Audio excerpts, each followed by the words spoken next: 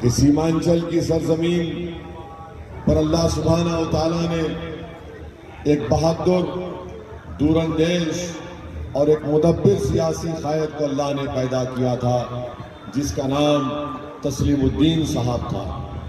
और तस्लीमुद्दीन साहब ने सीमांचल की सरजमीन के लिए बड़ी कुर्बानियां दी, बड़ी मेहनतें की। उनके इस दुनिया से रुखसत हो जाने के बाद सीमांचल की सरजमीन पर क़यादत का एक बहुत बड़ा फुक़दान है। यकीनन हम तस्लीमुद्दीन साहब जैसे ख़द्दावर सियासी शख्सियत का नामो बदल तो नहीं हो सकते, मगर उनकी कुर्बानियाँ यकीनन हमारे लिए एक मशाल राह है। हम उस रास्ते पर ज़रूर चलेंगे जो तस्लीम साहब चले थे, ताकि सीमांचल से इंसाफ हो सके। हम यहाँ पर अपनी मकबूलियत के लिए या अपनी अना की तस्कीन के लिए नहीं आए हैं मेरे भाई। अल्लाह हमारी नीयत को जानता है।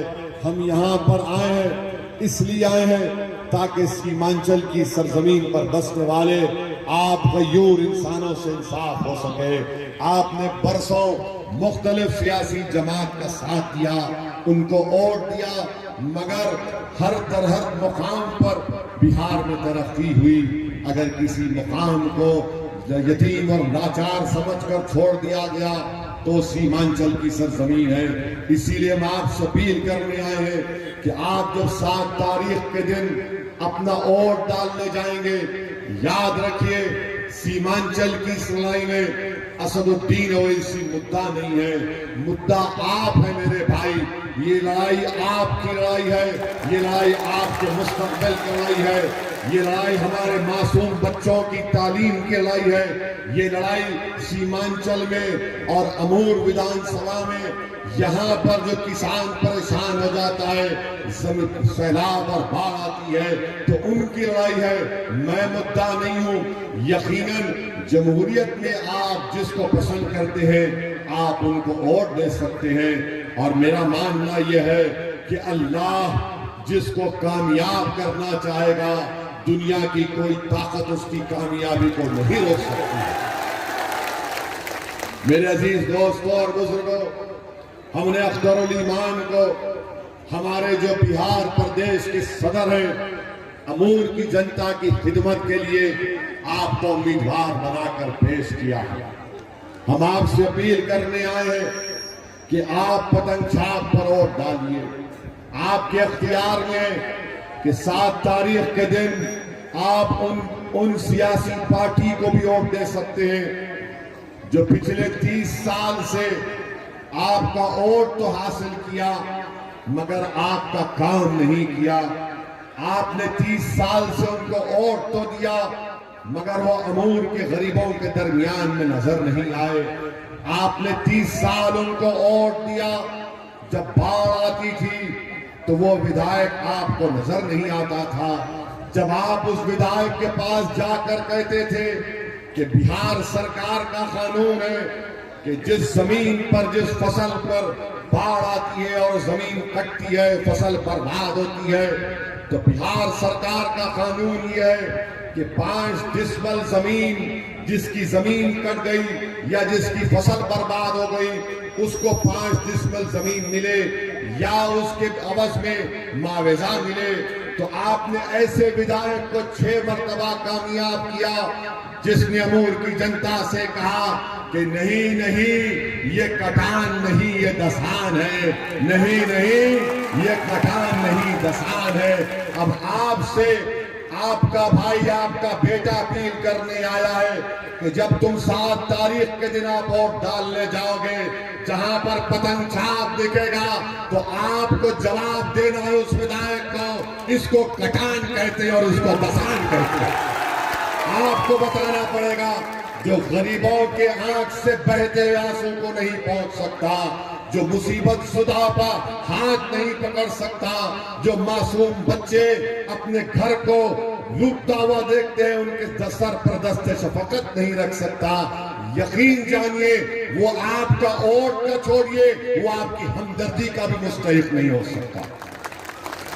इसीलिए आपसे अपील करने आए हैं कि 7 तारीख के दिन आपको अपने मुस्तकबिल के लिए, अमूर की तरक्की के लिए अमूर के इंसाफ के लिए आपको यहां से पतंग छाप को कामयाब करना है।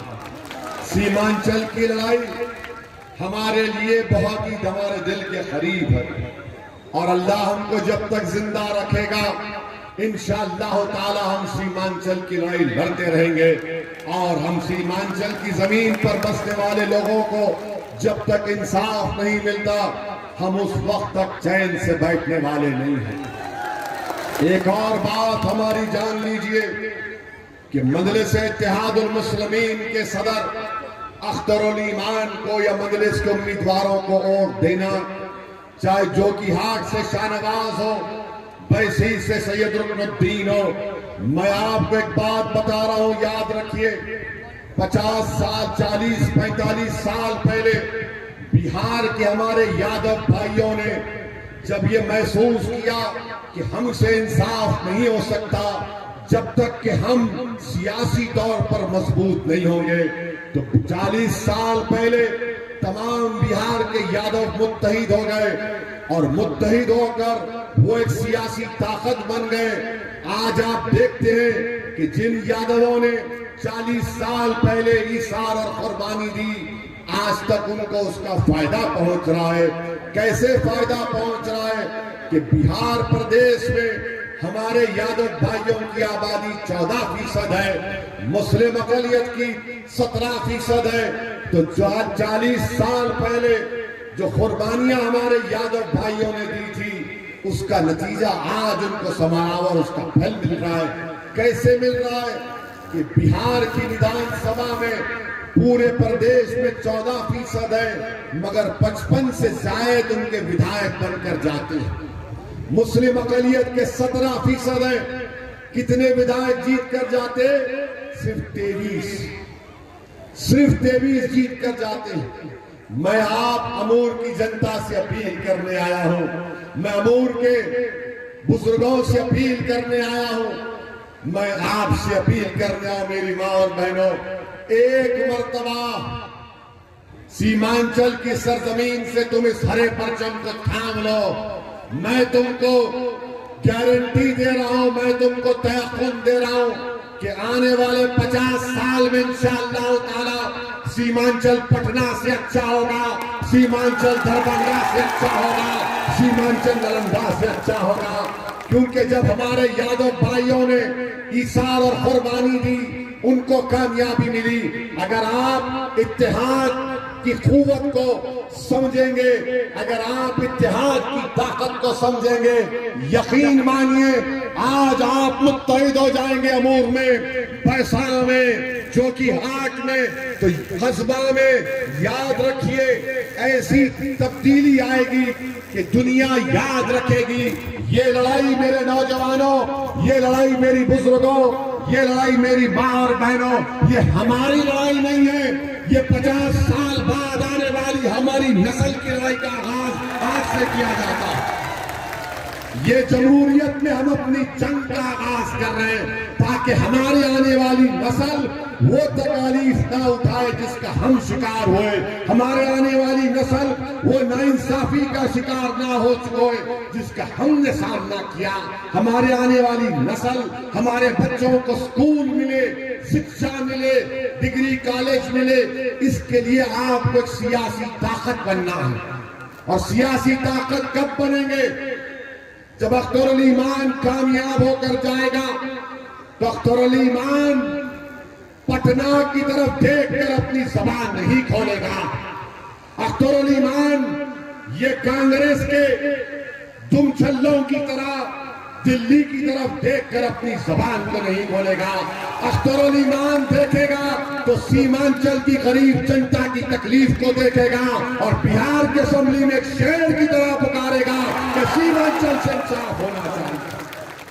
हम आपसे वादा कर रहे हैं कि ना हम पटना के इख्तिदार की कुर्सियों पर जालिमों की तरफ देखेंगे, ना दिल्ली के इख्तिदार की कुर्सियों पर बैठने वाले जालिमों की तरफ देखेंगे जिन्होंने 70 साल से सीमांचल का खून चूसा। अब सीमांचल की आवाज अख्तरुल ईमान की जबान से पूरे बिहार की विधानसभा में गूंजेगी। इसीलिए आपसे अपील करने आए हैं कि अपने वोट का इस्तेमाल करो। एक एक वोट का इस्तेमाल करो, बल्कि अख्तरुल ईमान को ऐसी कामयाबी दो कि दोनों की जमानत जब्त हो जाए, दोनों की जमानत जब्त हो जाए। और कौन अख्तरुल ईमान से मुकाबला कर रहा? अख्तरुल ईमान को रोकने के लिए नरेंद्र मोदी नहीं चाहता कि अख्तरुल ईमान कामयाब हो। अख्तरुल ईमान एक शख्सियत का नाम नहीं है। अख्तरुल ईमान एक सीमांचल की सरजमीन पर बसने वाले उन मजलूमों की आवाज है। अख्तरुल ईमान सिर्फ एक तबके का नुमाइंदा नहीं है। अख्तरुल ईमान सुरजापुरियों का भी लीडर, अख्तरुल ईमान कुलैया का भी लीडर, अख्तरुल ईमान शेरशाहवादी का भी लीडर, अख्तरुल ईमान हमारे हिंदू भाइयों का लीडर, अख्तरुल ईमान पूरे सीमांचल की सरजमीन पर बसने वालों की आवाज बनेगा। आपको बनाना पड़ेगा, ये आपकी जिम्मेदारी है। हाँ, आप जिसको चाहे वोट डालिए, मगर आपने 25-30 साल उन लोगों का साथ दिया जिन्होंने आपके पीठ पर इतने खंजर मारे कि आपकी पीठ पर कोई निशान जगह बाकी नहीं है जहां पर खंजर मारा जा सके। मेरे अजीज दोस्तों और बुजुर्गों, मेरी इज्जतदार माँ और बहनों, कल राजद के एक नौजवान आए थे। आकर उन्होंने कहा कि हमारे पिताजी ने अख्तरुल ईमान को मौका दिया। आप सोचिए कितना गुरूर और तकब्बुर है। कह रहे हैं कि हमारे पिता ने अख्तरुल ईमान को मौका दिया। याद रखो, 15 साल हमने तुमको सत्ता दी थी, हमने तुमको मौका नहीं दिया था। तुम्हारे परिवार से 2-2 को मुख्यमंत्री बनाया था।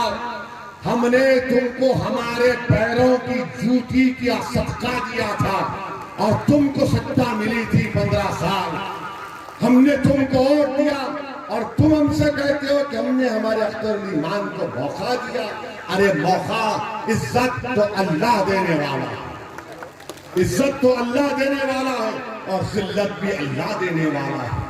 कोई आकर कहेगा अख्तरुल ईमान को मौका, अरे अख्तरुल ईमान को किसी ने मौका नहीं दिया, अख्तरुल ईमान को अल्लाह ने मौका दिया है आपकी खिदमत करने का, आपकी आवाज बनने का, आपकी नाइंसाफी को बिहार की विधानसभा में पहुंचाने का। इसीलिए मैं आपसे अपील कर रहे हैं कि 7 तारीख के दिन अपना एक और बटन छाप के निशान पर बटन दबा कर दीजिए। डरने और घबराने की जरूरत नहीं है। अब रहा सवाल मेरे मस्तान का। ये मस्तान साहब आज से 2 दिन पहले जब जनाब राहुल गांधी, जो माशाल्लाह 50 साल के हो गए मगर अभी भी नौजवान है, अगर 50 साल में भी कोई नौजवान तो जवानी भी शर्मा रही होगी। उनकी मौजूदगी में जनाब मस्तान ने कहा कि हम असदुद्दीन ओवैसी के हाथ और पैर काट कर हैदराबाद भिजा देंगे। मस्तान साहब, मैं कोई मुर्गी का बच्चा नहीं हूं, मैं शेर का बेटा हूं। और याद रखिए, मैं दिल्ली की तरफ नहीं देखता, मैं मक्का और मदीना की तरफ देखने वाला हूं। मैं गुलामी नहीं करता, मैं संविधान को देखकर अपने हक का मुतालबा करता हूं। मेरे दिल में किसी परिवार की मोहब्बत नहीं, मेरे दिल में भारत के संविधान की मोहब्बत है और इन गरीबों के इंसाफ की लड़ाई मेरी जिंदगी का मकसद है। आप मेरे हाथ और पैर काटते, क्या गुरूर है, क्या तकब्बुर है कि कोई इनकी मुखालिफत में खड़ा हो गया तो हाथ काट देंगे। और अफसोस की बात यह है कि राहुल गांधी की मौजूदगी में ये बात कहते हैं। मस्तान साहब, हम आपको बता रहे हैं, राहुल गांधी आपको बता रहे हैं, आप शायद हमारी तारीख से नहीं जानते। आप हम आपको बता रहे हैं कि हम किसके नाम लेवाएं। हम उनके नाम लेवाएं जब मक्के की सरजमीन पर एक नादान खातून रहमत आलम पर कचरा फेंकती थी तो वो अपना रास्ता नहीं बदले, वो अपना रास्ता नहीं बदले, रोज कचरा फेंकती थी जिस मुबारक पर। मस्तान साहब, हम उनके नाम लेवा है, हम अपना रास्ता नहीं बदलेंगे। तुम खाक और खून के दरियाओं से अगर हमको गुजरना पड़ा तो हम गुजरने तैयार हैं। तुम कांटे डालो, हम रास्ता नहीं बदलेंगे। तुम आग बरसाओ, हम रास्ता नहीं बदलेंगे। तुम मारो हमको, हम रास्ता नहीं बदलेंगे। तुम हमारी जान लेने की धमकी दो, हम रास्ता नहीं बदलेंगे। तुम हमारा कत्ल करना चाहो तो मैंने अपना पसीना सीमांचल की सरजमीन पर गिराया है, बल्कि एजाज समझूंगा अगर मेरा खून भी सरजमीन पर गिरा तो वैसी पुकार कर कहेगा हक तो यह है कि हक अदा ना हो सके। आप सब देखिए कि इतनी गुरूर में आकर जनता से वोट का मुतालबा करते हैं। याद रखिए, इन चेहरों को पहचानिए। अब रहा सवाल जेडीयू के जो उम्मीदवार हैं सबा जफर साहब, हम आपसे एक ही सवाल कर रहे हैं, आपको मोदी पसंद है या अख्तरुल ईमान पसंद है, बताइए। सबा जफर से आपको तो ये पसंद है मालूम। हम सबा जफर साहब से पूछना चाह रहे हैं कि आपकी दिल की कल्बी मोहब्बत मोदी से है या अख्तरुल ईमान से है? अब आप बताइए, जिसके दिल में मोदी की मोहब्बत हो, जो भारत में CAA NPR NRC को लागू करना चाहता है। और CAA NPR NRC ये क्या है हम आपको बता रहे हैं। याद रखिए, हमारी बात को हम डराने के लिए नहीं कह रहे, बल्कि ये हमको भारत की शहरियत से महरूम करने की कोशिश होगी। जिस तरह पार्लियामेंट में CAA NPR NRC का जब बिल पेश किया गया था तो पूरी दुनिया ने देखा कि JDU के 17 MP, मोदी के 306 MP और कांग्रेस के 55 MP में हिम्मत नहीं थी। हमने मोदी हुकूमत के सामने खड़े होकर ये कह दिया कि ये कानून भारत के संविधान के खिलाफ है, ये कानून मजहब इस्लाम को मानने वालों से नाइंसाफी करता है। इसीलिए हमने कहा, सुनो नरेंद्र मोदी की सरकार, हम इस कानून को नहीं मानते और उसको हमने हाथ से फाड़ कर सारी दुनिया को पैगाम दिया कि नाइंसाफी है। अब हम सबा जफर साहब से पूछना चाहते हैं, अगर कल NPR NRC हुआ और आपका नाम नहीं आया तो आप क्या मोदी के नारे लगाएंगे? क्या करेंगे आप? हम सबा जफर साहब से पूछना चाहते हैं, दिल्ली में फसाद हुआ, दिल्ली में फसाद हुआ, 20 मसाजिद और दरगाहों को जलाया गया या नुकसान पहुंचाया गया। बताइए इसके बारे में आपकी क्या राय है? आज आप आकर वोट का मुतालबा कर रहे हैं। दिल्ली में फसाद हुआ इस साल फरवरी में, JDU का क्या मौक़िफ़ है? आज आप देखते हैं कि हर जगह पर BJP, जब से ये इलेक्शन शुरू हुआ है, नरेंद्र मोदी की जबान से ऐसे चुपते हुए अल्फाज निकलते हैं जो हम पर हमला करते हैं, हमारी शनाख्त पर हमला करते हैं। मेरे अजीज दोस्तों और बुजुर्गों, मैं जब 13-14 साल का था तो हमारे घर के सामने RSS की भीड़ आती और आकर वो ये कहते थे, वो हमारे घर के पास आकर नारा लगाते थे कि मुसलमान कब्रिस्तान या पाकिस्तान। आज वो भीड़, वही भीड़ दिल्ली में हुकूमत कर रही है, वही नारे लगाने वाले आज दिल्ली में हुकूमत कर रहे हैं। इसीलिए बहुत जरूरी है कि आप अपने वोट से अपने एक सियासी ताकत को बनाइए, एक आजाद सियासी क़ियादत को बनाइए। तभी जाकर हम अपने मसाइल को हल करवा सकते हैं। वरना याद रखिए, सिर्फ पुकारने से, सिर्फ नारे लगाने से, सिर्फ रोने से नहीं होगा, बल्कि जमहूरियत में आपको अपने नुमाइंदों को कामयाब करना पड़ेगा। और जब आप अपने नुमाइंदों को कामयाब करेंगे तो हम अपने मसाइल को हल भी करवा सकते हैं। बिहार में एनपीआर शुरू हो चुका था। पूछो सबा जफर से कि क्या नीतीश कुमार ने बिहार में एनपीआर का आगाज नहीं किया था? एनपीआर शुरू किया गया था, मगर कोरोना की वजह से रोक दिया गया था। आप अख्तरुल ईमान साहब को कामयाब करिए। जिस दिन अल्लाह के फजलो करम से कोरोना खत्म होगा, अल्लाह के फजलो करम से उसकी दवाई निकलेगी, हम दोबारा एहतजाज करेंगे। सबा जफर, अपने आका नरेंद्र मोदी को जाकर बता देना सबा जफर कि जब ये कोरोना खत्म होगा, असदुद्दीन ओवैसी आएगा बिहार को, CAA-NPR NRC के खिलाफ एहतजाज होगा और आप तमाम को उस एहतजाज में शिरकत करेंगे ना आप लोग। ये हमारी जिंदगी और मौत की लड़ाई है।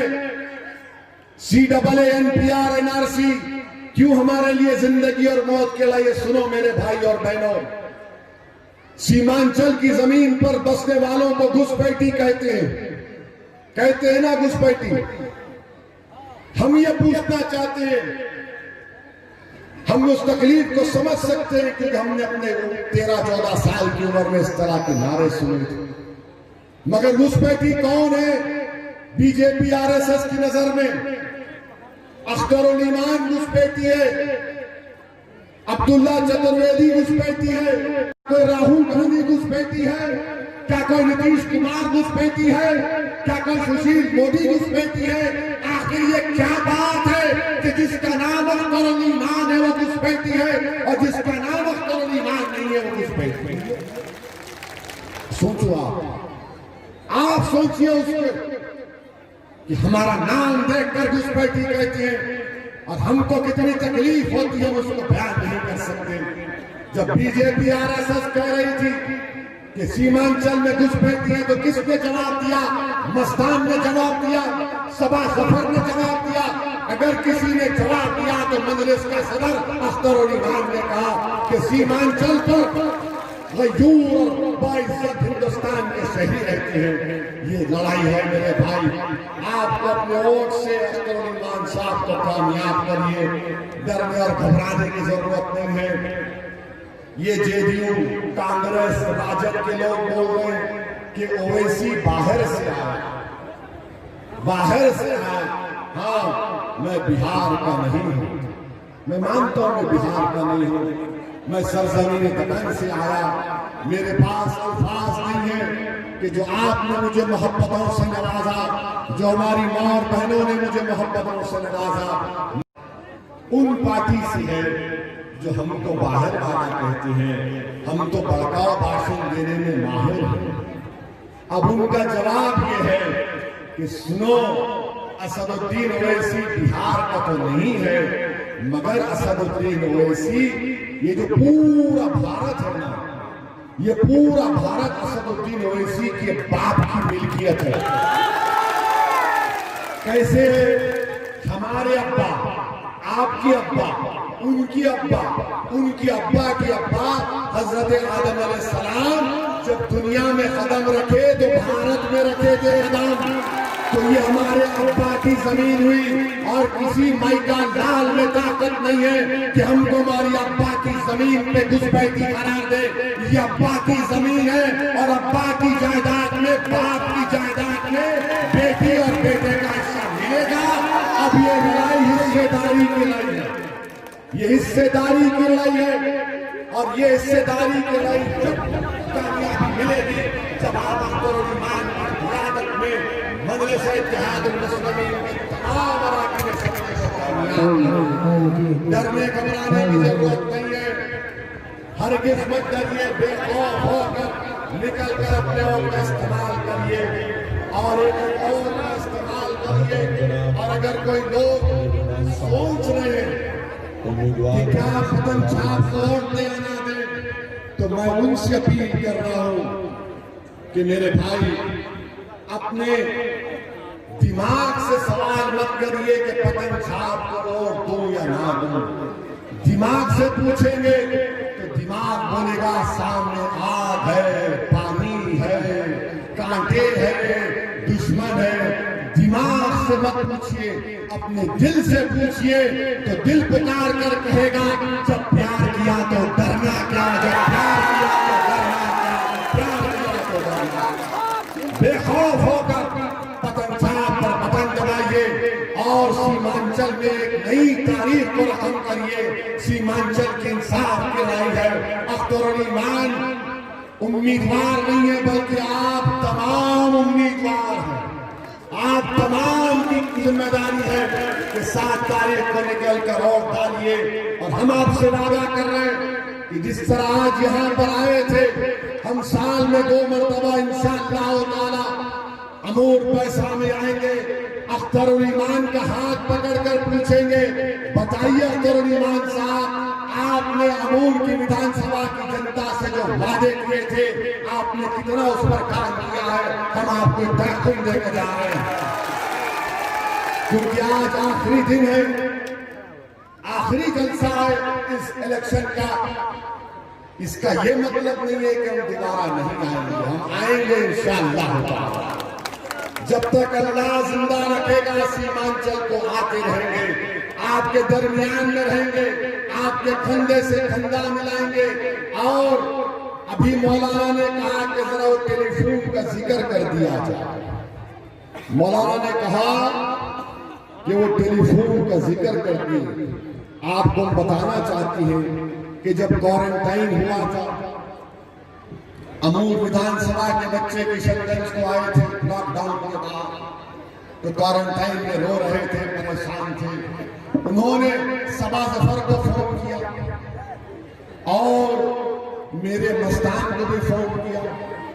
तो मेरे मस्तान और सबा जफर के फोन से आवाज आई, आपके द्वारा डायल किया गया नंबर इस समय उपलब्ध नहीं है। आपने फोन लगाया था नहीं लगाया था?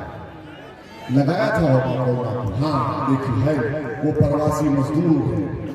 उन्होंने फोन लगाया था मस्तान साहब को और सबा साहब को, तो उनके फोन से आवाज आई, आपके द्वारा डायल किया गया नंबर इस समय उपलब्ध नहीं है। जैसे ही हमने अख्तरुल ईमान यहाँ पर अमूर से अपने कैंडिडेट बने, अब सबा जफर और मस्तान फोन लगा रहे अमूर की जनता को, अमूर की जनता को फोन लगा रहे हैं, अरे हमारा फोन उठाओ, फोन उठाओ। तो आपके फोन से उनको आवाज जा रही है। किसको आवाज जा रही है? मेरे मस्तान को और सबा जफर को। क्या आवाज जा रही है? जिस व्यक्ति से आप संपर्क करना चाहते हैं वो इस समय दूसरी लाइन पर ओवैसी के साथ व्यस्त है। अब ये कनेक्शन आपका हमारा पैदा हो चुका है। अब इस कनेक्शन को ना मोदी तोड़ पाएंगे, ना राहुल गांधी तोड़ पाएंगे, ना नीतीश कुमार तोड़ पाएंगे। और इंशाअल्लाह ताला आने वाले 50 साल तक, बल्कि उससे ज्यादा सुबह क़यामत तक ये तुम्हारा और मेरी मोहब्बत बरकरार रहेगी। मैं कुर्बान हूँ तुम्हारी मोहब्बत पर और इंशाअल्लाह ताला उनसे मोहब्बत के भूखे हैं। लड़ाई जारी रहेगी। सीमांचल जिंदाबाद, सीमांचल जिंदाबाद, सीमांचल जिंदाबाद, तस्लीमुद्दीन जिंदाबाद, तस्लीमुद्दीन जिंदाबाद।